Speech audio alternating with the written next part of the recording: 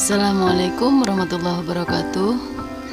Kali ini kita akan membahas materi tentang APBN dan APBD.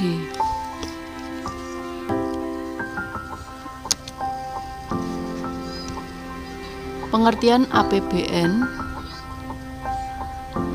APBN atau kepanjangannya Anggaran Pendapatan dan Belanja Negara adalah suatu daftar yang memuat rincian pendapatan dan pengeluaran pemerintah pusat dalam jangka waktu 1 tahun. Biasanya 1 Januari sampai 31 Desember pada tahun tertentu yang ditetapkan dengan undang-undang dan dilaksanakan secara terbuka dan bertanggung jawab untuk sebesar-besarnya kemakmuran rakyat.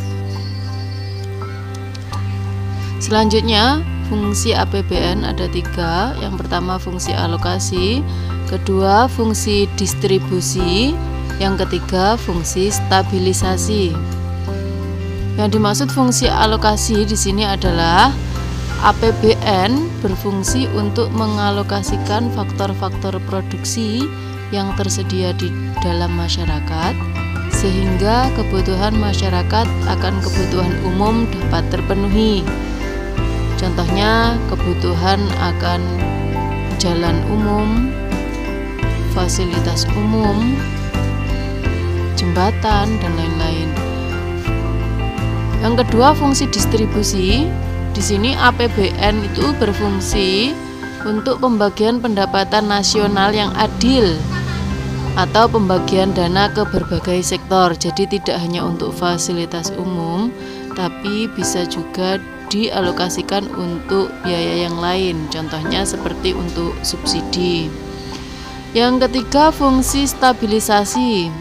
APBN berfungsi untuk memelihara tingkat kesempatan kerja yang tinggi, tingkat harga yang relatif stabil, dan tingkat pertumbuhan ekonomi yang cukup memadai. Selanjutnya, untuk tujuan APBN itu disusun sebagai pedoman pendapatan dan belanja dalam melaksanakan kegiatan-kegiatan negara. Selanjutnya, sumber-sumber penerimaan negara. Yang pertama dari penerimaan perpajakan, kedua penerimaan negara bukan pajak lainnya, yang ketiga dari hibah. Yang dimaksud penerimaan perpajakan di sini digolongkan menjadi penerimaan pajak dalam negeri maupun pajak yang dari internasional. Pajak dalam negeri contohnya pajak penghasilan, pendapatan pajak pertambahan nilai, pajak penjualan barang mewah, pajak bumi bangunan, pendapatan cukai, dan lain-lain. Kalau untuk pendapatan pajak perdagangan internasional, contohnya adalah bea masuk dan bea keluar yang didapat dari pajak.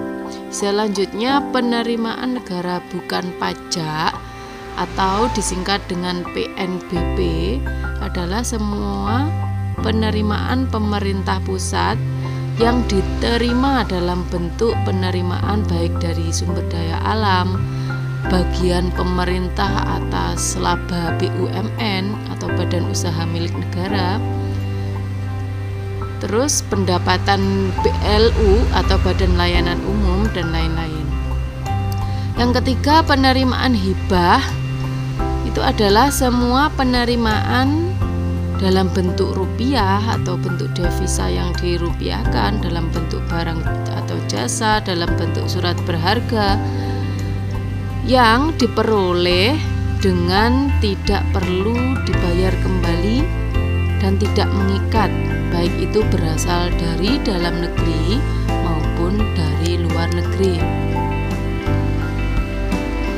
Jenis-jenis belanja negara ada 3. Yang pertama menurut organisasi atau bagian anggaran, yang kedua menurut fungsi, yang ketiga menurut jenis belanja. Yang pertama menurut organisasi. disesuaikan dengan susunan kementerian negara atau lembaga pemerintah pusat. Anggaran belanja disesuaikan dengan program-program yang akan disalurkan sesuai dengan bidang masing-masing.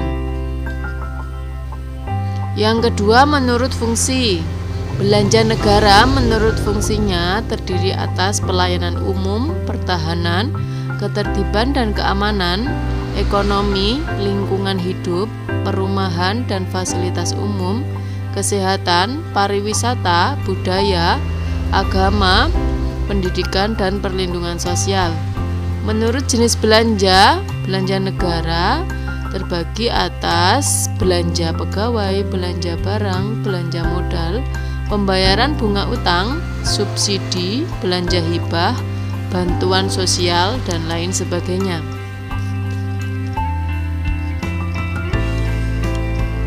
Selanjutnya, mekanisme penyusunan APBN. APBN disusun sesuai dengan kebutuhan penyelenggaraan pemerintah negara dan kemampuan dalam menghimpun pendapatan negara. Yang kedua, penyusunan rancangan APBN berpedoman kepada rencana kerja pemerintah dalam rangka mewujudkan tercapainya tujuan bernegara. Yang ketiga, dalam hal anggaran diperkirakan defisit, ditetapkan sumber-sumber pembiayaan untuk menutup defisit tersebut dalam undang-undang tentang APBN. Defisit di sini maksudnya adalah pengeluaran lebih besar daripada pendapatan.